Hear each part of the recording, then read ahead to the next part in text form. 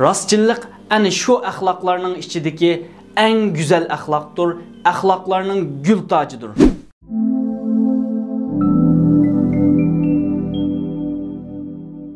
İslam alimleri İslam dinini terkip cihette 3 kısımga bölgen.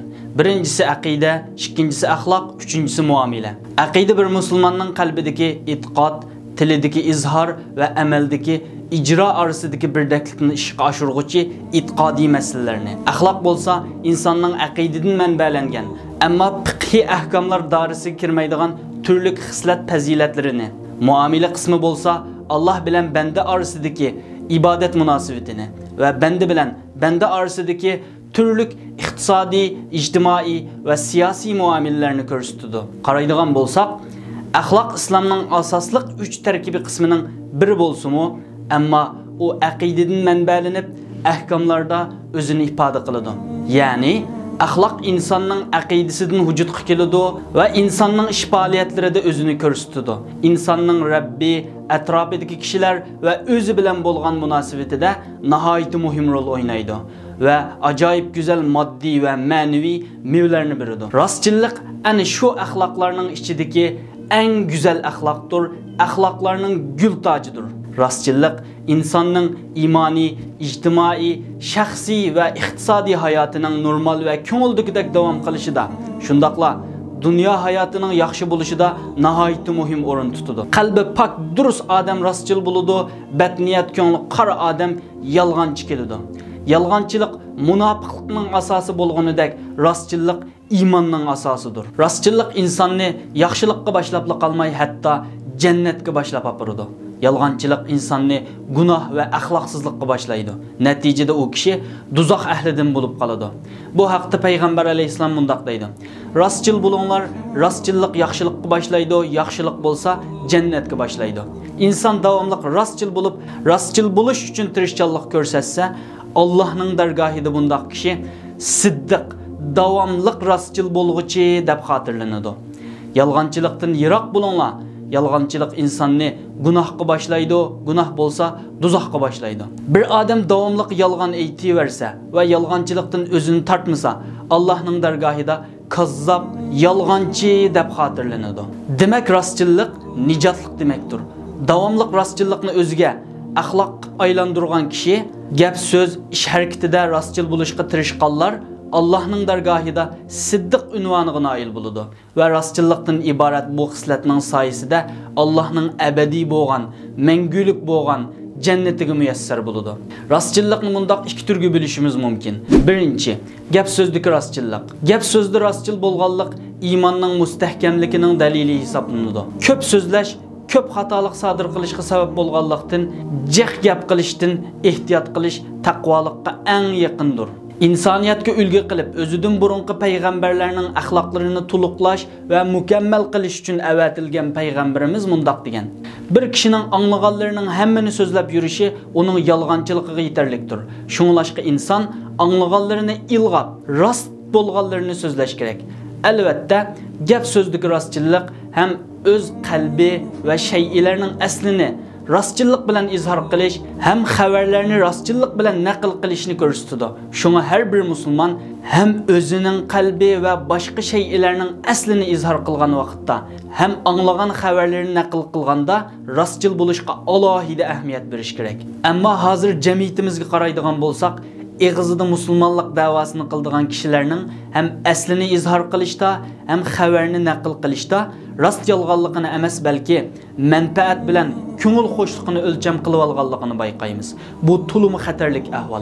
Ameliyatda nurgun köngül azarçılıkları, fitne igvalar dal qalbi maraz, rastçılıkı biparvalık bilen muamele qiladigan kishilardan kelib chiqadi. Bundaq kishilarning mengivatqini yuqorqi hadisda bayon qilgan duzaq yo'lining naq üzüdür. Şuna men musulmon deb qaraydigan har bir kishi rastçılıkdan ibaret bu xislatning imanның en aqalli talebi ekanligini tunib yetishi ve sözüde rastçılıkni özüge mizan qilib bekitish kerak. İkincisi bolsa iş hareketdagi rastçılık. İş hareketide rastçıl bolganlık insanның haqiqiy mümin ekanligining isbotidir. Chunki egizida deyish her kişinin qo'lidan keladi. Her kim intayin hayajonliq so'zlar bilan va'z ayta oladi, va'dalarni beralaydi, o'zining yaxshi iymonliq biri ekanligi haqida gap sota oladi.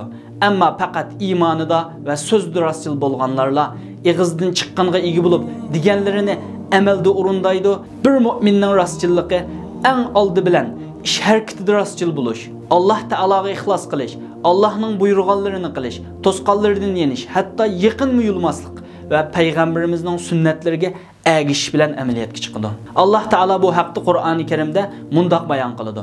Innamal mu'minunallazina amanu billahi va rasulihi thumma lam yartabu va jahadu bi amwalihim va anfusihim fi sabilillah ulaika humus sadiqun.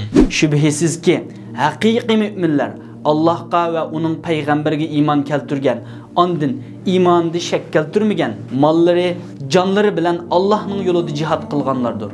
Yani şular iman davasıda rastçıl insanlardır.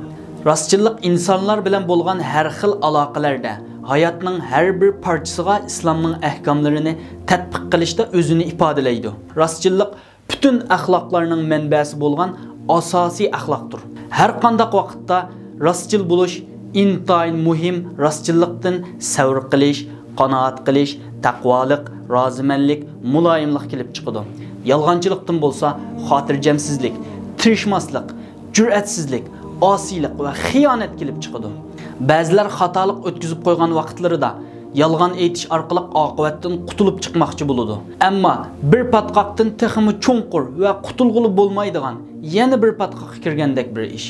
Chunki vaqt uzargancha zanjirsimon va murakkab bo'lgan yolg'onchilik dunyosiga petib ketimizda, keyin o'ngshashga qodir bo'la olmaymiz. Shundaqla inson o'zining xatoligini e'tirof qilishga jur'at qila olishi kerak. Balki uning rostchilligi va xatoligidan ibrat elishi azobini yengillatishi mumkin. Hatto texmi yaxshi mukofotlarga loyiq xizmatlarga muvaffaq bo'lishi mumkin. Davomliq yolg'on aytish natijasida kelib chiqqan fosiqlik munofiqlikka olib boradi. Oxirida insonni iymonsizlikka boshlaydi. Yusuf Xashojib Qutadg'ubilik nomli asarda mundaq bayon qilgan. Tilingdan chiqarma hech yolg'on so'zing, bu yolg'on bilan xor bo'lursan o'zing.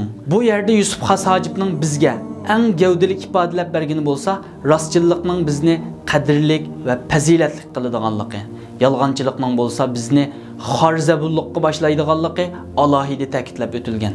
Aziz qarindoshlar, har birimiz rostchillikqa odatlanaylik. Har bir so'zimizga amal qilishda tirishishdan boshlab, ichki va tashqi dunyoimizning birdek bo'lishi va dunyoda ko'zlagan nishonimizga yetishdan tortib, oxiratda jannatga erishishga qadar hamma arzu-armonlarimizning asosiy sabablaridan biri rostchillikdir. Shunga haqiqiy mu'min rostchillik va samimiyatning dunyodagi namoyandasi, ko'langisi hisoblanadi. Oxirda Alloh taolaning rostchillikni bizga rizq qilib berishini, oxiratda rostchillar bilan birga qilishini so'rayman.